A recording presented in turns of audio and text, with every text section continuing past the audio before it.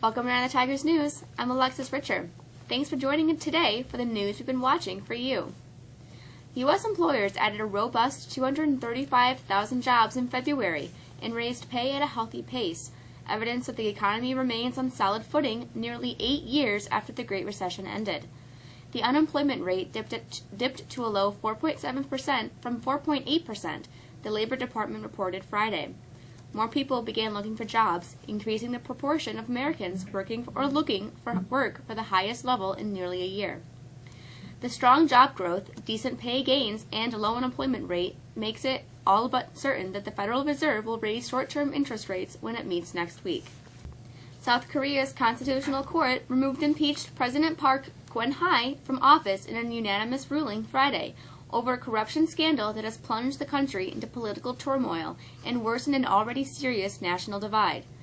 The decision capped a stunning fall for the country's first female leader, who rode a wave of lingering conservative nostalgia for her late dictator father to victory in 2012, only to see her presidency crumble as millions of furious protesters filled the nation's streets. 2 people died during protests that followed the ruling. Police and hospital officials said about 30 protesters and police officers were injured in the violent clashes near the court, which prompted the Prime to lead for peace and urge Park's angry supporters to move on. Syracuse.com reported today that several Muslim and minority students at Onondaga Community College recently reported being harassed and threatened, according to a letter from Casey Crable to the campus community. A college spokesman declined to discuss specific incidents, and the campus safety director did not immediately return a call seeking comment. But Crable said Wednesday in the letter that people had reported name-calling and threats. Some students were called terrorists or told to, quote, go back where you came from, she said. Others were followed by students who were calling them names. Pope Francis says the Church must study whether it's possible to allow married men to perform priestly duties in remote communities facing priest shortages.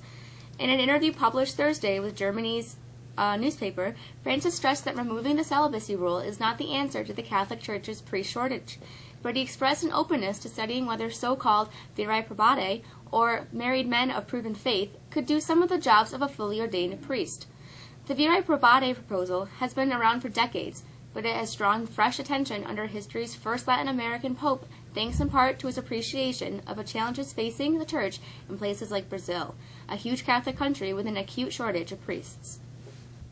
It's time to change time again. Daylight saving time returns this weekend in the United States.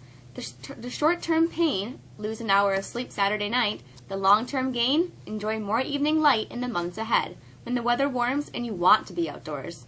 Advance your clocks by 60 minutes before tucking in, so you're not caught off guard Sunday morning. For most of the U.S., the change officially starts Sunday at 2 a.m. local time. Warmer weather would be nice. It doesn't look like we're going to feel that anytime soon. Here's Mr. Charbonneau with the forecast. We are in for some of the coldest air of the winter season tonight into tomorrow morning. Now, as skies begin to clear later today in advance of a new Canadian Clipper system, temperatures will begin to plummet. By the time we wake up Saturday morning, temperatures will be near zero, and with a 20-mile-an-hour plus wind, well, those temperatures are going to feel like 15, 20 degrees below zero or worse. Also overnight, we could expect some lake effect snow to get going. Not a major event, but at times the snow could come down pretty hard, and with high winds, it may be blizzard-like. But don't look for more than 3 or 4 inches to fall. Now, temperatures slightly moderate on Sunday as we reach the upper teens, but again, a stiff breeze going to make things feel much colder. We really stay in a cold pattern into all of next week with periods of minor snow showers. It's not until long-range view that we start to see the next spring-like system, but that doesn't look like it arrives until next weekend. Bundle up and have a great weekend.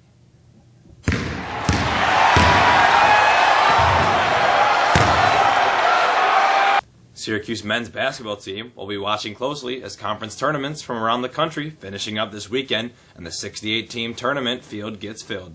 Right now, the Orange are likely in, at least according to most so-called experts. However, teams like Kansas State and Xavier, also bubble teams, won last night helping their cause and hurting Syracuse's chances.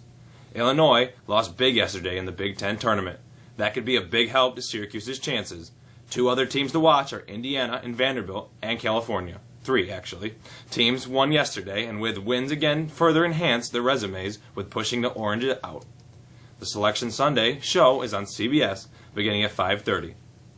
Tony Romo remained with the Cowboys as the first day of free agency wrapped up Thursday.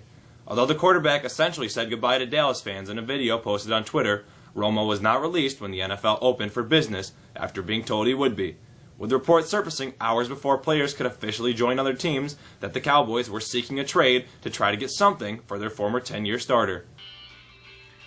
Hey everyone, I just wanted to come and tell you it's been a crazy 48 hours here, and me and my family have felt the outpouring of support and love from all of you. It's been overwhelming, and it doesn't go unnoticed. So I want to say thank you, and we have a lot to think about here going forward, but we'll see what happens. Till then, I'm just going to keep listening to Bob Dylan. Hey, enough. We'll just have music. Not long after news broke that Houston had traded Brock Osweiler to Cleveland, which led to instant speculation that the Texans would target Romo, Dallas franchise's leader in passing and touchdowns posted the video from the workout room in his house. Add sleep to the already long list of hazards and the Iditarod Trail Sled Dog Race. A video posted on the official race website shows a dog team that arrived at a checkpoint without a musher.